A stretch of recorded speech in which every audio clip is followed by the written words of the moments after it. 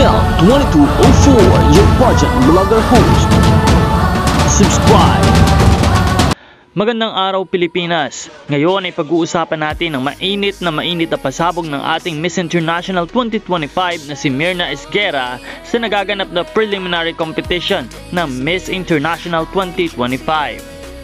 Nagpasabog at nagbigay ng kilabot at nag-iwan ng marka bilang isa sa pinaka-eleganteng kandidata ngayong taon.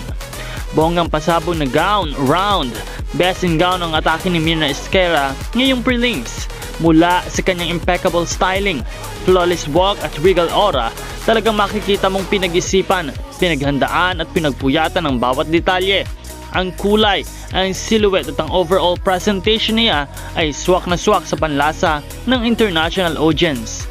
Maraming pageant fans ang napabulaslas ng wow dahil sa kanyang grace at lakas ng stage presence sa gown na ito. Habang rumarampa, ang mga kandidata ay ramdam mo agad ang ibang level.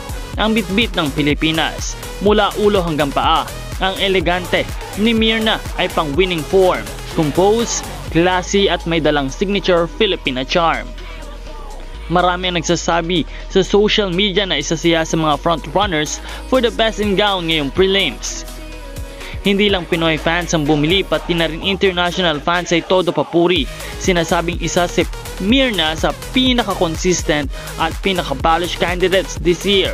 At kung ganito ang atake niya sa prelims, paano pa kaya sa coronation night? Kit nakaka-excite naman talaga. Dire-diretsong suporta hanggang finals, kaya naman mga kapagyan, patuloy nating suportahan ang ating reyna hanggang sa coronation night. Ipakita natin ang lakas ng Pilipinas at ang pagmamahal natin sa kanya. Isang malakas na cheer para kay Myrna. Laban Pilipinas, laban Myrna. Meron na po tayong 84,000 subscribers dito sa ating channel at naway patuloy kayo na mag-subscribe at pindutin ang notification bell para updated sa bagong video. Nag-upload po tayo ng 3 hanggang 4 na video sa isang araw para sa mas maraming updated at bagong balita sa pageantry.